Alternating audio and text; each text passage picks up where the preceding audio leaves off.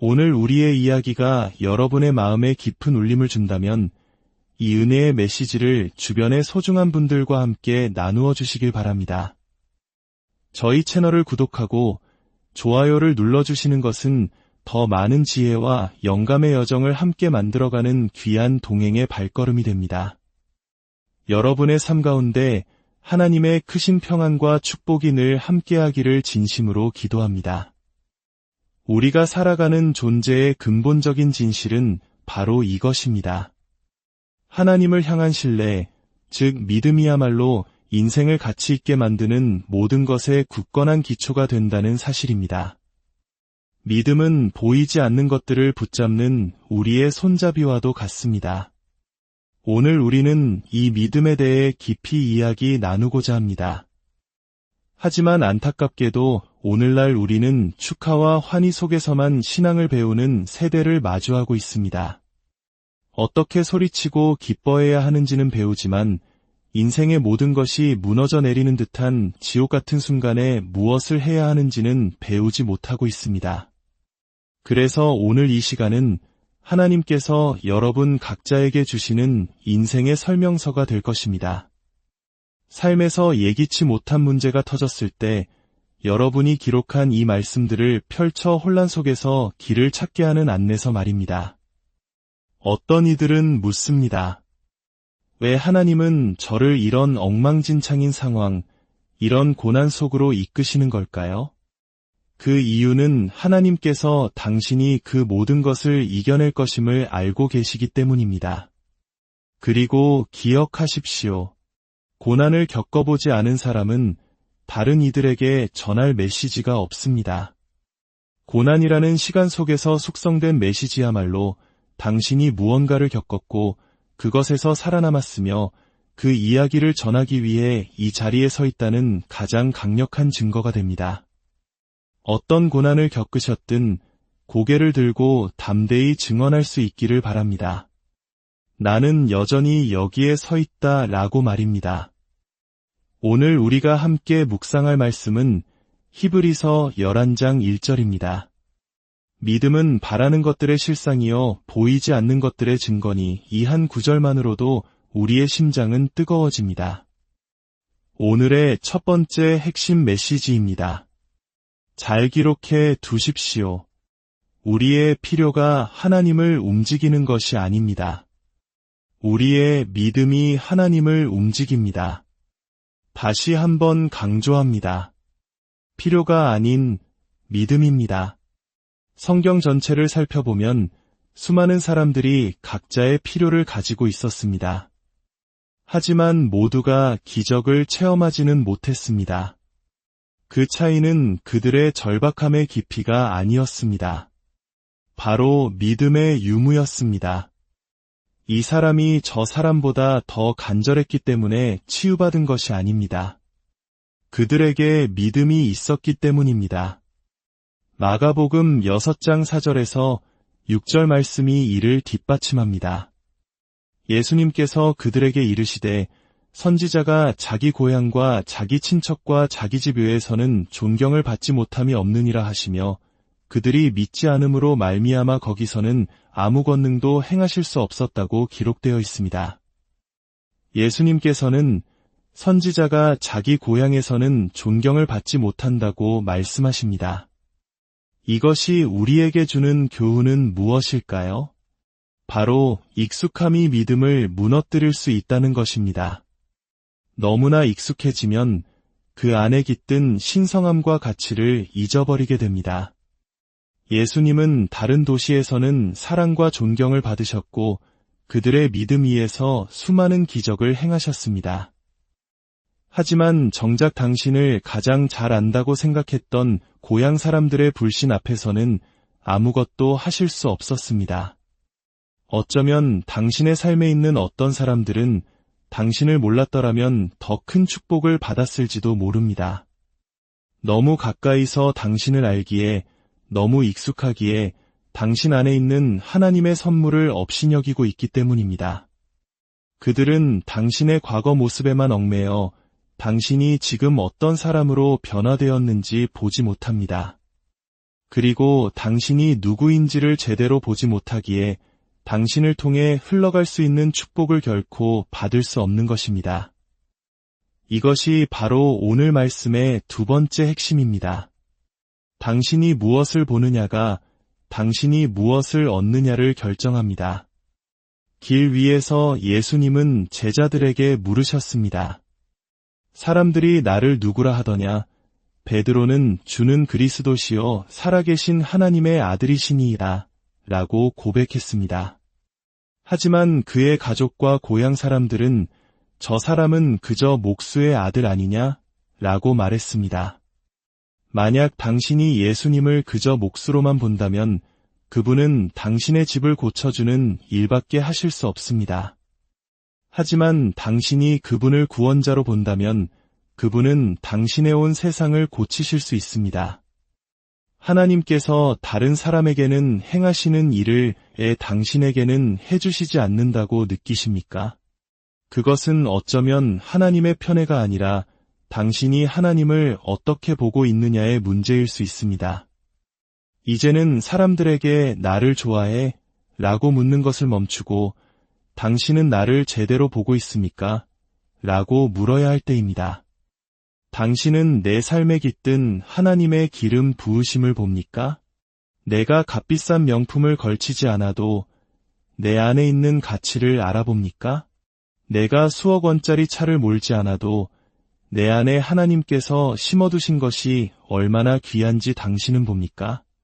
예수님은 그들의 믿지 않음 때문에 기적을 행하실 수 없었다고 성경은 말합니다. 익숙함이 믿음을 취소해버린 것입니다. 때로 당신과 가장 가까운 사람들이 당신에게서 아무것도 받지 못하는 이유는 그들이 당신의 인간적인 모습만 볼 뿐 당신에게 주어진 하나님의 기름 부으심을 보지 못하기 때문입니다. 기억하십시오.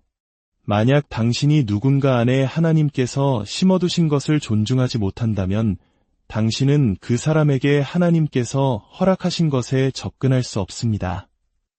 이 문장은 너무나도 중요합니다. 존중이 바로 접근의 열쇠입니다.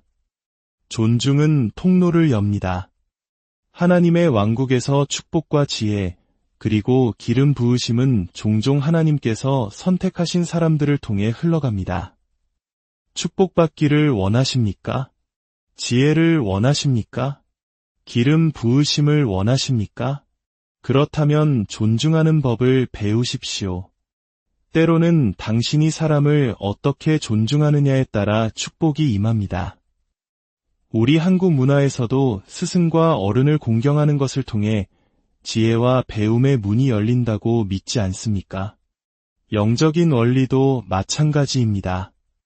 어떤 이들은 무례해서 축복을 받지 못합니다. 당신이 하나님께서 손을 얹으신 사람을 무시하는 것은 곧 하나님 그분을 무시하는 것과 같습니다.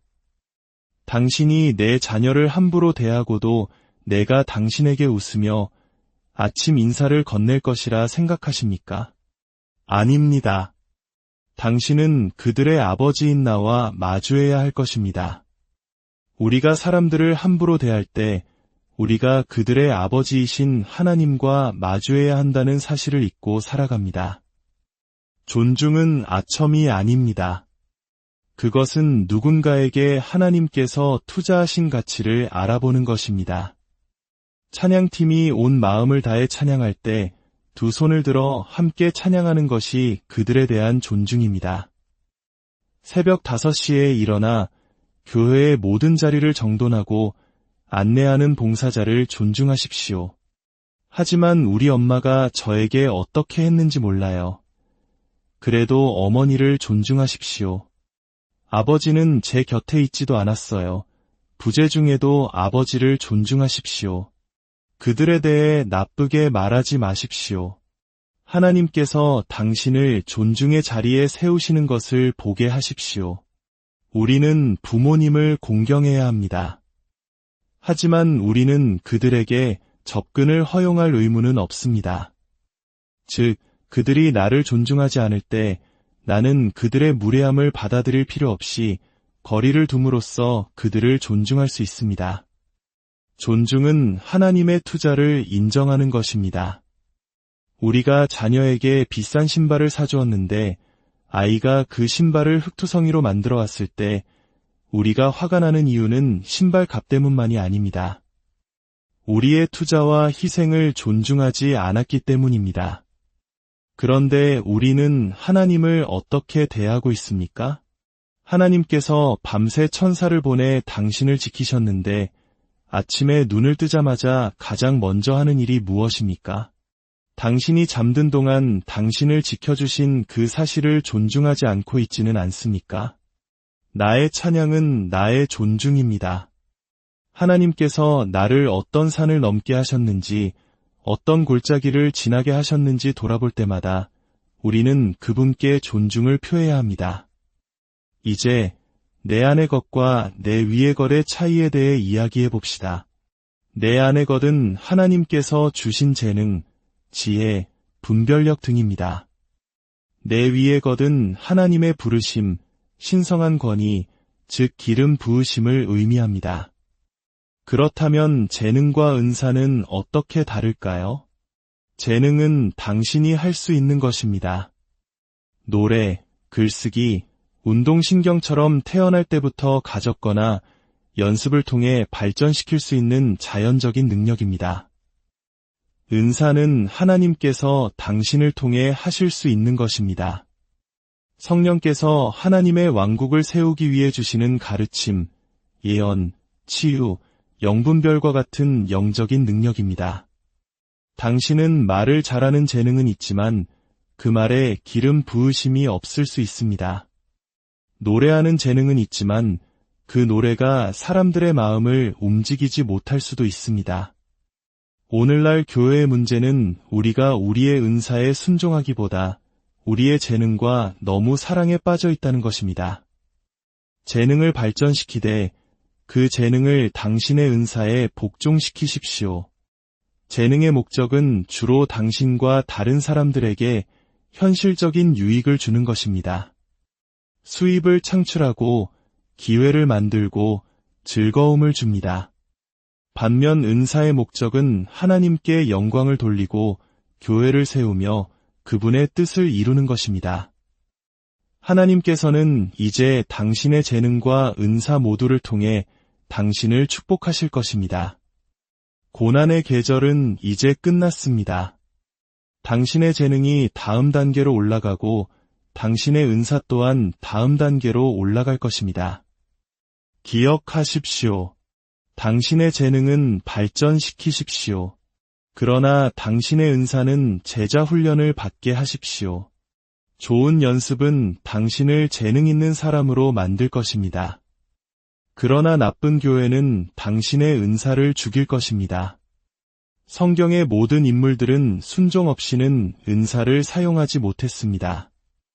예수님조차도 세례를 통해 자신을 복종시키셨고 아버지께서 이는 내 사랑하는 아들이요 라고 인정하신 후에야 첫 번째 기적을 행하셨습니다. 당신의 재능은 개발에 관한 것이고 당신의 은사는 제자도에 관한 것입니다. 당신이 얼마나 노력하느냐가 당신의 재능의 수준을 결정합니다. 그러나 당신의 순종이 당신의 은사가 얼마나 강력할지를 결정합니다. 다시 마가복음으로 돌아가 봅시다. 성경은 예수님이 기적을 행하지 않으신 것이 아니라 행하실 수 없었다고 말합니다. 그분의 능력에 한계가 있었던 것이 아닙니다. 그들의 믿음이 부재했기 때문입니다. 능력이 있었으나 믿음이 없었기에 기적은 멈춰 섰습니다. 필요는 하나님의 손을 움직이지 않습니다. 믿음이 그분의 손을 움직입니다. 우리가 하나님과의 관계가 온통 거래적인 것이 될 때 우리는 위험에 처합니다.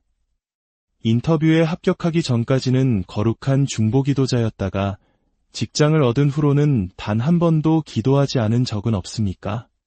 그것은 당신이 원했던 것이 그저 하나님의 손에서 나오는 축복이었기 때문입니다. 우리는 하나님의 손을 구하는데 너무나 바쁩니다.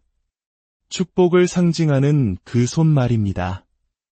그러나 하나님의 손만 구하는 것은 그분과의 관계에 있는 거리를 드러낼 뿐입니다. 사탄은 당신과 하나님의 관계가 단지 거래에 불과하다는 것을 압니다. 그래서 그는 당신을 유혹하고 축복처럼 보이는 것들을 던져주며 당신을 하나님에게서 쉽게 떼어놓을 수 있습니다. 이제는 하나님의 손을 구하는 것을 멈추고 그분의 얼굴을 구해야 할 때입니다. 그분과의 친밀한 관계를 구하십시오. 당신이 그분의 얼굴을 구할 때, 즉 그분 자체를 갈망할 때 사탄이 당신의 삶을 건드릴 수는 있어도 당신을 소유할 수는 없습니다. 작년에는 사탄이 당신을 데려갔을지 몰라도 올해는 당신을 대적하기 위해 만들어진 어떤 무기도 쓸모없게 될 것입니다. 믿음은 과거에 가졌던 것이 아닙니다. 지금 가지고 있는 것입니다. 믿음을 기억해내야 한다면 그것은 믿음이 아니라 향수일 뿐입니다. 믿음은 항상 현재적이고 항상 능동적입니다. 지금 믿음은 이라고 성경은 말합니다. 저는 제 아들이 그가 꿈꾸는 대학에 가길 원합니다. 하지만 그가 그 꿈을 이루는 것보다 더 원하는 것이 있습니다. 그가 앞으로의 시간들을 하나님의 손만 기다리며 살지 않는 것입니다. 왜냐하면 그 손이 오지 않았을 때 우리 인생 전체가 좌절 속에 무너질 수 있기 때문입니다. 저는 제 아들이 어떤 상황에서도 하나님과의 개인적인 관계를 맺기를 바랍니다. 설령 꿈이 이루어지지 않더라도 하나님, 그래도 저는 괜찮습니다. 하나님의 뜻을 신뢰합니다. 라고 고백할 수 있기를 바랍니다. 우리의 삶을 향한 하나님의 뜻이 무엇인지 구하는 것, 그것이 진정한 믿음입니다. 어쩌면 오늘 이 자리에 당신의 믿음이 시험받고 상처 입은 채로 앉아 계실지 모릅니다. 두 손을 들어 기도합시다. 주 하나님, 우리가 구하지 않음으로 받지 못한다고 하셨습니다. 저에게 맡기신 신성한 권위로 기도합니다. 이미 모든 것이 이루어졌음을 만지고 동의합니다. 이 땅의 어떤 남자도 어떤 여자도 주님께서 이들을 위해 예비하신 것을 막을 수 없습니다. 악한 상사도 부재한 부모도 조종하려는 배우자도 그 무엇도 주님께서 지금 이 순간 제 기도를 듣는 모든 이들을 위해 행하시는 일을 막을 수 없습니다. 눈으로 보지 못하고 귀로 듣지 못했으며 사람의 마음으로 생각하지도 못했던 위대한 일들을 주님께서 이들을 위해 예비하셨음을 선포합니다. 우리의 10대들에게 자유를 선포합니다. 20대들에게는 상상 이상의 성장과 은혜, 평화와 영향력을 선포합니다. 30대들에게는 잃어버렸던 모든 것을 회복시켜 주시기를 기도합니다. 40, 50대들에게는 지혜와 영향력과 축복의 계절이 될 것을 선포합니다. 60대 이상에게는 이전보다 나중이 더 위대할 것을 선포합니다. 새로운 바람, 새로운 기름 부으심을 선포합니다. 지금 이 순간 예수 그리스도의 이름으로 더 많은 시간과 더 많은 생명을 선포합니다. 이 모든 것을 기쁨으로 여기며 우리 주 예수 그리스도의 이름으로